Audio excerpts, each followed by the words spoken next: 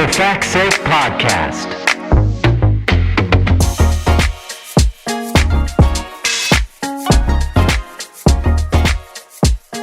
Hi, everybody. Hey, welcome to For Fact's Sake, a podcast where we take a random topic and Google the facts.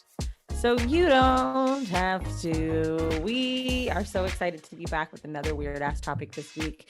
And just to let you guys know, we will be releasing our Patreon soon, where you can get so much more after the show. I know a lot of you feel like it's not long enough, or you may want more facts per week, and you just love our easy listening. Yeah.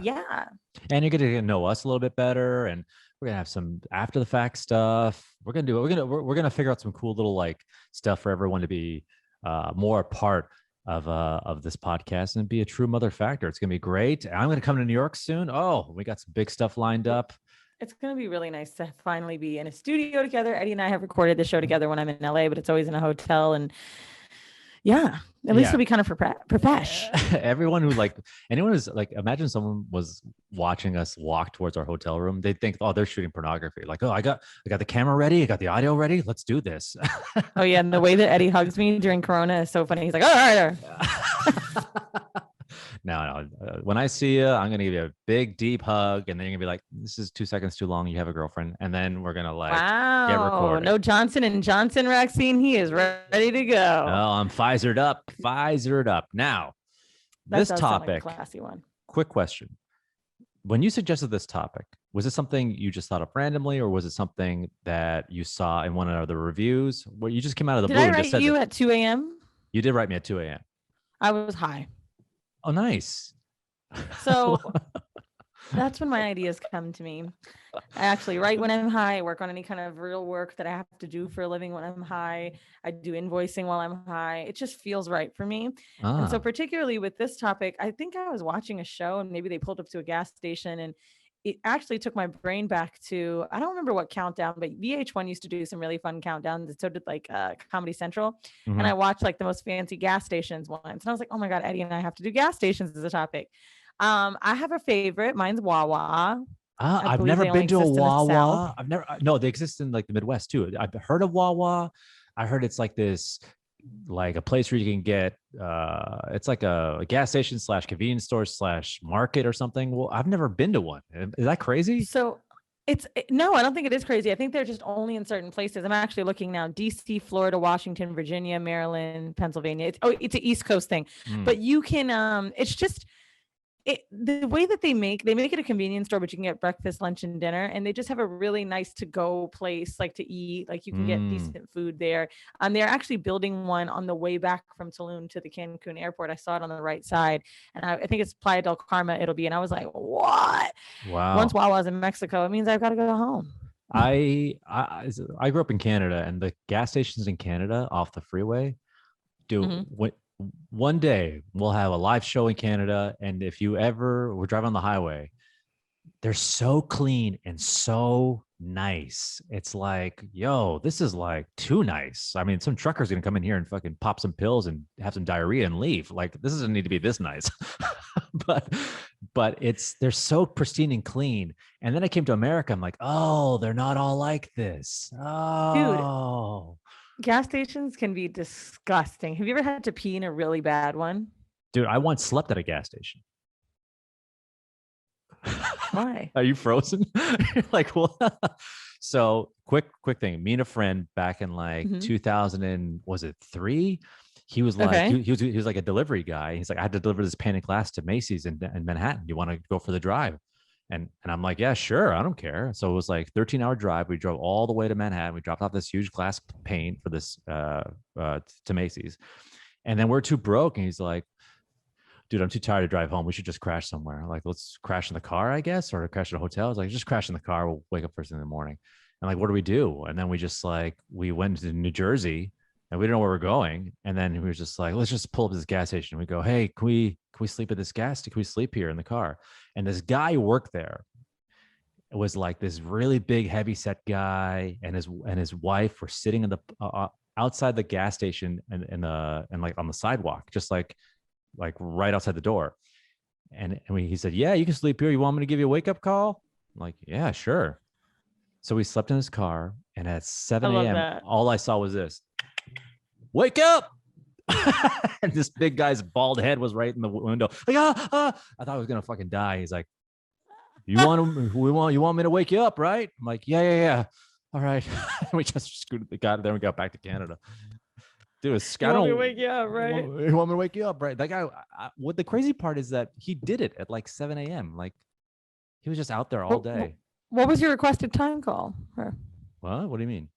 What was your requested time for wake up call was 7 a.m.? Yeah, to the gas station attendant in their parking lot. That's very lovely. Look at that duality. and Now, that's funny. Oh, I was gonna say, what is the gas station? Now, I love this story so much because, like, I just love when people are chill about it. Like, if you know I'm fucking exhausted and you work at a gas station and like it's clear I need a break, give me a fucking break and just let me sleep here, dude. Damn, dude. You know, this is before, that 5-hour energy thing at the front of the counters. I mean, if we had that, my buddy would have taken that. We would have driven home. But they always have them at the gas station. Those little like shot bottles of crack. Yep, they do. They get you ready for a road trip. Have you ever had those? I've had those. I've had the gas station sex pills. I've had a lot of gas station shit. I bought drugs at a gas station. Oh my god, dude, am I shocking you right now at anything I'm saying? No. I like the idea of like my world the same thing they did at a gas station. Like, one time I bought some chips and some Mountain Dew. I don't know. And you're like, oh yeah, fuck. I've done Viagra there. I've done everything there. It's funny. I bought poppers at a gas station once for a friend of mine, which is this this thing you sniff to like loosen your butt. It's for anal sex for gays. It was really fun. So anyway, what's a gas station, everybody? And what the hell is this show about? Well, just as a rundown, when I started Googling the history of gas stations, the word filling station came up. That's generally what it's called. And it's the facility that sells fuel and engine lubricant, honk honk, for motor vehicles. Now, the most commonly sold fuels in the 2010 era was gasoline in the US and Canada, generally petrol anywhere else, and diesel fuel. Actually, I was living in Mexico for most of the time that we were doing the show last year. And they always said, do you want petrol? Like, they never said gas. Now, there are a lot of filling stations that now sell only electric energy, known as charging stations. So they're not called gas stations, but they're filling stations, right? So typically a gas station stand, a petrol pump, or a petrol bunk, a petrol station, or a garage service station. We've probably heard that. And fuel station. The dispensers are used to pump gas and diesel. And the dispensers are known as Bowsers. I've never heard that word. And usually the convenience stores inside of them sell cigarettes, lottery tickets, confections. By the way, this is a UK term if you've never heard this. I've heard a lot of English friends say confections as far as like small candies and stuff, drinks, snacks, whatever. I did want to say,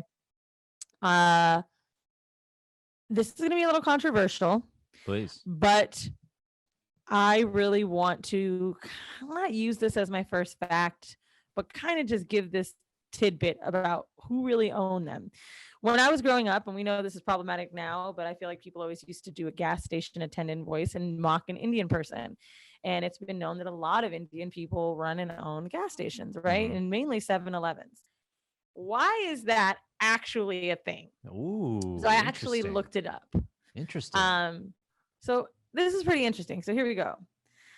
With the exception of Black Americans who were forced to come to North America because they were purchased by slavers, there are numerous immigrant groups who migrated to North America in the 20th century for economic reasons. And there has been a lot of racial discrimination in the United States, and part of this maintains itself in the preference of business owners. There's a large bias existing, obviously, in the University of Admissions and what types of business and loans they wanted to give people. Now, when there was a particular group of people arriving, there was a predisposition for risk-taking and limited opportunities for jobs education, and the obvious outlet was setting up your own. Now, Pakistan and India were apparently countries that, because they were part of a former British Empire, it's saying, because they were immigrants to it, like it attributed for their English language skills And so it was easier for them to set up businesses that required continual verbal contact with customers, such as Right. retail.